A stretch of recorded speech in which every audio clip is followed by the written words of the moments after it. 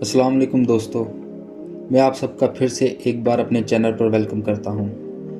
دوستو، آج ہم اس ویڈیو میں آپ صلی اللہ علیہ وآلہ وسلم کی ولادت، ان کا اس دنیا میں آنا، ان کے معجزات، ان کے قبیلے کے متعلق اور ان کا اس دنیا سے تشریف لے کے جانا، اس بارے میں آج ہم اس ویڈیو میں بات کریں گے۔ آپ صلی اللہ علیہ وآلہ وسلم کی ولادت مبارک عیسوی تاریخ کے مطابق 22 اپریل کو بہار کے مہینے میں ہوئی اور اسلامی تاریخ کے مطابق 12 ربیع الاول کو آپ صلی اللہ علیہ وآلہ وسلم اس دنیا میں تشریف لائے۔ قرآن پاک کی سورت مبارکہ، جس کا مفہوم کچھ اس طرح سے ہے کہ آپ صلی اللہ علیہ وآلہ وسلم کو ہم نے تمام جہانوں کے لیے رحمت بنا کر بھیجا۔ آپ صلی اللہ علیہ وآلہ وسلم کے والد گرامی کا نام عبداللہ تھا اور آپ کی والدہ کا نام آمنہ۔ آپ کے والد آپ کے اس دنیا میں تشریف لانے سے پہلے ہی وفات پا گئے تھے۔ آپ کی والدہ جب آپ 6 سال کے ہوئے تو آپ کی والدہ بھی اس دنیا سے رخصت ہو گئیں۔ پھر کچھ عرصے تک آپ کی دیکھ بھال آپ کے دادا حضرت عبد المطلب نے کی۔ جب آپ کے دادا حضرت عبد المطلب اس دنیا سے رخصت ہونے لگے تو انہوں نے آپ صلی اللہ علیہ وآلہ وسلم دیکھ بھال کی ذمہ داری آپ کے چچا حضرت ابو طالب کو سونپ دی، جو کہ حضرت علی کے والد تھے۔ آپ کا تعلق آپ صلی اللہ علیہ وآلہ وسلم کا تعلق قریش قبیلے سے تھا۔ دوستو، یہ قبیلہ اس وقت سب سے بڑا قبیلہ تھا اور قریشی قبیلہ اس وقت خانہ کعبہ کی دیکھ بھال اور سارے انتظامات کو دیکھتا تھا۔ دوستو، قریش قبیلہ واحد قبیلہ تھا جس کا ذکر قرآن مجید میں آیا ہے۔ اللہ تعالیٰ کا اس قبیلے پر سب سے بڑا احسان یہ تھا کہ آپ صلی اللہ علیہ وآلہ وسلم کو اس قبیلے میں بھیجا جس قبیلے سے دعوت حق بلند ہوئی۔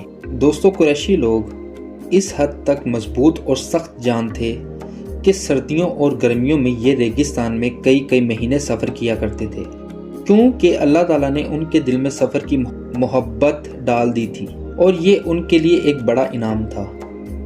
آپ صلی اللہ علیہ وآلہ وسلم سے پہلے ان لوگوں میں 2 بڑی خامیاں تھیں۔ ان میں سے پہلی خامی جو اس قبیلے میں موجود تھی، یہ چھوٹی چھوٹی باتوں میں آپس میں لڑ پڑتے تھے اور ان لوگوں میں نا اتفاقی بہت زیادہ تھی۔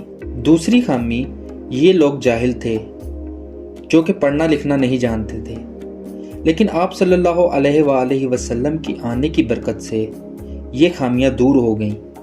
آپ صلی اللہ علیہ وآلہ وسلم نے ان کو ایک جھنڈے کے نیچے جمع کر دیا اور قرآن کے ذریعے علم دے دیا جو کہ انہی کی زبان میں اترا تھا۔ دوستو، آپ صلی اللہ علیہ وآلہ وسلم نے اعلان نبوت 40 سال کی عمر میں بلند کیا۔ آپ صلی اللہ علیہ وآلہ وسلم نے فرمایا کہ میں اللہ کے ہاں اس وقت بھی خاتم النبیین تھا کہ جب حضرت آدم مٹی اور پانی کے درمیان تھے، کیونکہ دوستو آپ صلی اللہ علیہ وآلہ وسلم کے اس دنیا میں تشریف لانے سے پہلے جتنے بھی نبی اور پیغمبر آئے، انہوں نے آپ کے آنے کی بشارت۔ جب آپ کی ظاہری عمر 40 سال ہوئی تو آپ کا دل اس دنیا سے اچاڑ ہو گیا۔ آپ صلی اللہ علیہ وآلہ وسلم غار حرا میں جا کر دن رات عبادت کرنے لگ پڑے۔ جب غار حرا میں حضرت جبرائیل وحی لے کر آئے تو اس وقت آپ کی کیفیت بدل گئی۔ آپ صلی اللہ علیہ وآلہ وسلم اپنے گھر تشریف لائے۔ آپ پر اس وقت کپکپی طاری تھی۔ آپ نے حضرت ختیجہ سے فرمایا کہ مجھے کوئی چادر اڑا دو۔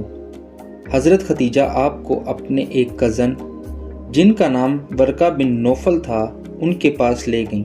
وہ ایک عیسائی عالم تھے۔ وہ کہنے لگے کہ اللہ تعالیٰ نے آپ صلی اللہ علیہ وآلہ وسلم کو نبی کے طور پر مبعوث فرمایا ہے۔ آپ نے اعلان نبوت کے بعد بہت زیادہ تکلیفیں برداشت کی، طائف کے لوگوں کے پتھر کھائے، یہاں تک کہ آپ کے جوتے خون سے بھر گئے، لیکن پھر بھی آپ صلی اللہ علیہ وآلہ وسلم نے ان کے حق میں دعا کی۔ انس ابن مالک فرماتے ہیں کہ میں نے آج تک کوئی ہاتھ آپ صلی اللہ علیہ وآلہ وسلم کے ہاتھ جیسا نہیں چھوا۔ دنیا کی کوئی بھی ریشم اتنی نرم نہیں ہوتی جتنا آپ صلی اللہ علیہ وآلہ وسلم۔ ایک حدیث کے مطابق آپ صلی اللہ علیہ وآلہ وسلم کے پسینے سے بھی خوشبو آتی تھی۔ لوگ آپ صلی اللہ علیہ وآلہ وسلم کے پسینے کو بطور خوشبو استعمال بھی کرتے تھے۔ آپ اپنا لعاب دہن کسی کھانے میں ڈالتے تو وہ کھانا اتنا ہو جاتا کہ سب پیٹ بھر کر کھانا کھاتے اور ساتھ بھی لے جاتے۔ ایک دفعہ ایک شخص نے جمعے کے خطبے کے دوران آپ صلی اللہ علیہ وآلہ وسلم سے درخواست کی کہ اے اللہ کے نبی، جانور ہلاک ہو رہے ہیں اور فصلیں تباہ ہو رہی ہیں، دعا کریں کہ بارش ہو جائے۔ آپ صلی اللہ علیہ وآلہ وسلم نے دعا کی تو اتنی بارش ہوئی کہ لوگوں کے گھروں کی چھتوں سے پانی داخل ہونے لگ پڑا۔ پھر اسی شخص نے اگلے خطبے میں آپ صلی اللہ علیہ وآلہ وسلم سے درخواست کی، آپ دعا کریں کہ بارش ارد گرد ہو، شہر میں نہ ہو۔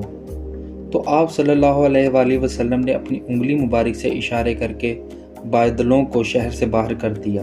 آپ صلی اللہ علیہ وآلہ وسلم نے آخری حج کے موقع پر ارشاد فرمایا، میرے اس پیغام کو ان لوگوں تک پہنچا دو جو یہاں پر نہیں ہیں۔ پھر آپ صلی اللہ علیہ وآلہ وسلم نے ارشاد فرمایا کہ اللہ کے سوا کوئی معبود اور یکتا نہیں، اس کا کوئی شریک نہیں۔ اللہ نے اپنا وعدہ پورا کیا، اس نے دین اسلام کو لوگوں تک پہنچا دیا، اللہ نے اپنے نبی کی حفاظت کی۔ دوستو، آپ صلی اللہ علیہ وآلہ وسلم بخار کی حالت میں گھر تشریف لائے، یہاں تک کہ ملک الموت ایک آدمی کی شکل میں دروازے پر داخل ہوا اور سلام عرض کیا اور اجازت طلب کی۔ آپ صلی اللہ علیہ وآلہ وسلم نے موت کے فرشتے کو دیکھ کر اجازت دے دی۔ موت کے فرشتے نے حاضر ہو کر فرمایا، اے اللہ کے رسول، مجھے اللہ نے حکم دیا ہے کہ آپ صلی اللہ علیہ وآلہ وسلم کی اجازت کے بغیر آپ صلی اللہ علیہ وآلہ وسلم کی روح نہ قبض کروں۔ آپ کا کیا حکم ہے؟ آپ نے فرمایا، ٹھہر جاؤ اور جبرائیل کو آنے دو۔ جب حضرت جبرائیل حاضر ہوئے تو آپ صلی اللہ علیہ وآلہ وسلم نے فرمایا، جبرائیل، ملک الموت نے مجھ سے اجازت طلب کی ہے، اور پھر آپ نے ساری بات بتائی۔ جبرائیل نے فرمایا، اے اللہ کے رسول، اللہ تعالیٰ آپ سے ملاقات کرنا چاہتا ہے۔ آپ نے اپنے گھر والوں کو کچھ باتیں اور نصیحتیں کی۔ پھر کچھ دیر بعد ملک الموت پھر سے حاضر ہوا اور اجازت طلب کی۔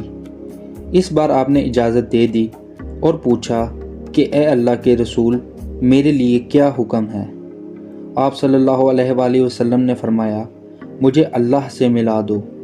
موت کے فرشتے نے کہا، اللہ کے رسول، ابھی ملوا دیتا ہوں، اور آپ صلی اللہ علیہ وآلہ وسلم اس طرح اپنے رب کی بارگاہ میں پیش ہو گئے۔ دوستو، ویڈیو پسند آئی ہو تو اس کو لائک کریں، شیئر کریں اور لازمی سبسکرائب کریں تاکہ اس طرح کی اور ویڈیوز آپ تک پہنچ سکیں، اور بیل آئیکن کو لازمی دبائیں تاکہ اس طرح کی اور ویڈیوز آپ تک جلد از جلد پہنچ سکیں۔